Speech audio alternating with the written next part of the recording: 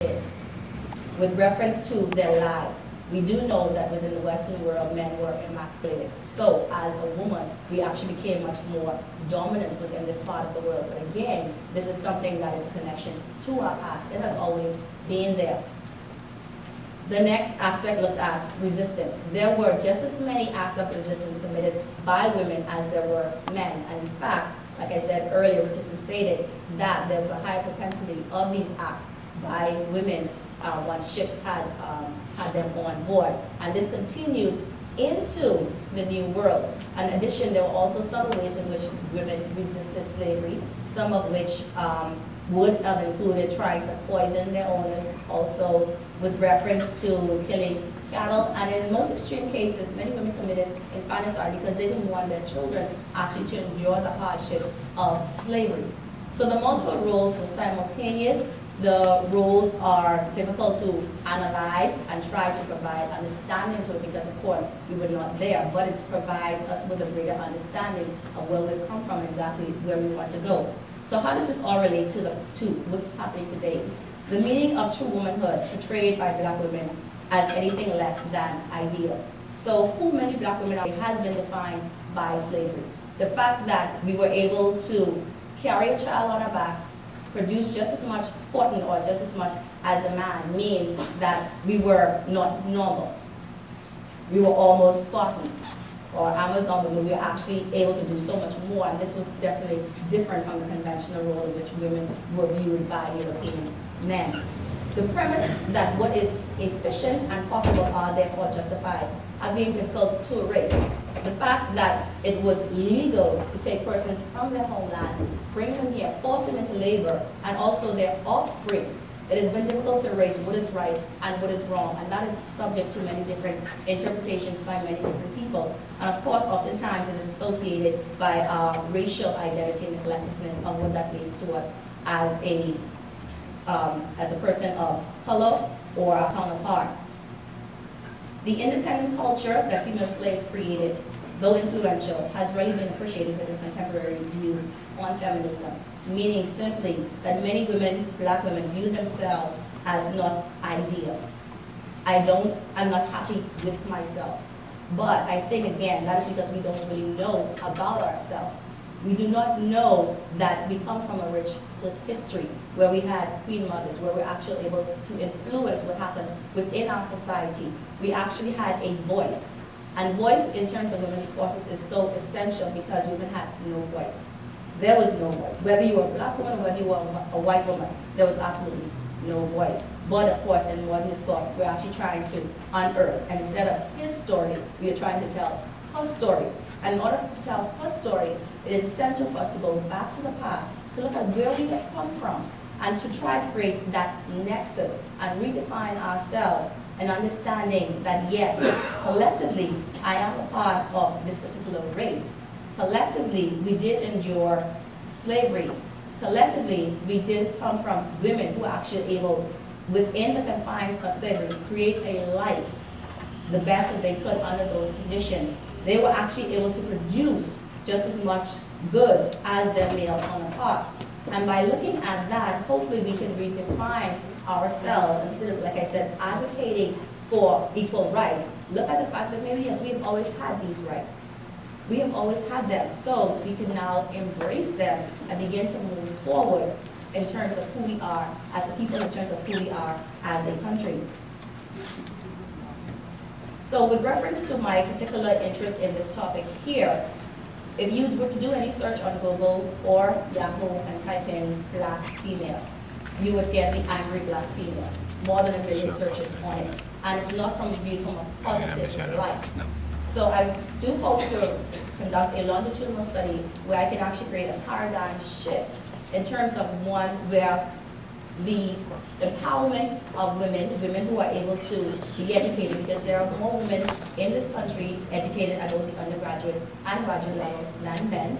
There are more women in school part-time and full-time. And this is a trend that is also in the region as well as within North America. And this is a testament to who we are as Black women, who we are as women. So to really embrace that and use the data that we have here, the multiple roles that we were able to perform under these conditions, and try to redefine who we are and look at the black woman, not as angry, but one who's come from a long line of women who've been able to make decisions and women who have been able to determine the path that they chose to take and use that in a positive light so that we are able to become proud of who we are, proud of the way that we look, because race is collective. So it will take each of us from our different perspectives to sit down collectively and look at where we've come from and not be ashamed to discuss the issues of slavery, not be afraid to discuss the issues of abuse that may have occurred, not be afraid to discuss the fact that yes, our men have been emasculated, but use that as a stepping stone to redefine ourselves in a positive light and be proud that yes, we may have pores here. Yes, our hips may be a little bit bigger. That is okay as well, but there's nothing wrong with that. And again, hopefully create a foundation in which we're able to produce a new generation of young black women who are proud of who they are, and instead of looking at slavery as an excuse or a means not to be happy with who you are, use it as a means to be proud of where you come from. You have survived the Middle Passage. You have survived the plantations. You have survived the economic disparity. You have survived all of that. So now that we have survived that, where do we go from here? Where do we go from here as a country? And so again, the future for me is really being able to define who we are, but using this information to help bridge that gap. And I'd like to conclude with this statement here by Freire. According to Freire, education should be a communion between participants in a dialogue characterized by social relevant exchange. He further stated that in order to overcome educational obstacles, it is essential for participants to discuss the social constructs of their experience, meaning that the social constructs of the black woman is distinctly different from that of any other black woman. It is distinctly different from those of women in Jamaica, distinctly different from women in Cuba. It is a Bahamian experience. And so we have to honor that experience. We have to embrace that experience. And we have to be willing to sit down together, regardless of our race, and come together. And I say that because the discussion Mr. Lola and I had earlier, sit down and discuss it and through dialogue, able to redefine ourselves. Because as Bahamians, we don't only have black Bahamians, we have white Bahamians. And the future of this country is dependent upon us coming together and looking at our past and looking at how we can move forward. And like I stated earlier, women are nation builders. Without women, there will be no nation. So it is important for women to be in a comfortable and secure place. And being in that comfortable and secure place will definitely mean that you will be able to raise proper sons. You'll be able to support your brothers. You'll be able to ensure that your children are raised with the values and character that are necessary to move our country forward and produce good Bahamian citizens, regardless of one's political views or in terms of racial discourse. So ladies and gentlemen, I would like to thank you so much for your time. And if there are any questions, I would be more than happy to.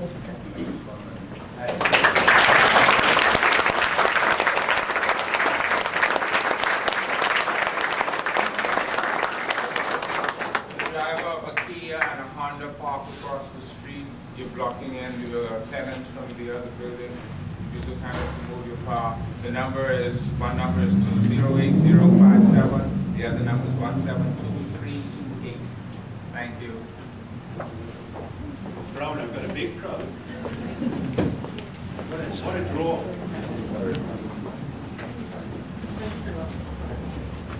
Yes, yeah.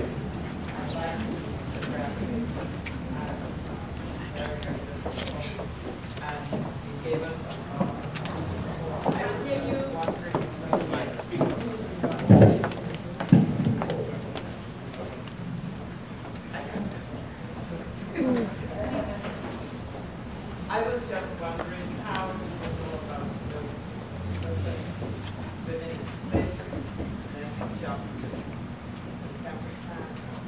I think we need a lot more research in the culture. Like I said, and like you had said firstly, coming out of the slave era, we actually had a high propensity of nuclear mass. I was wondering how you would suggest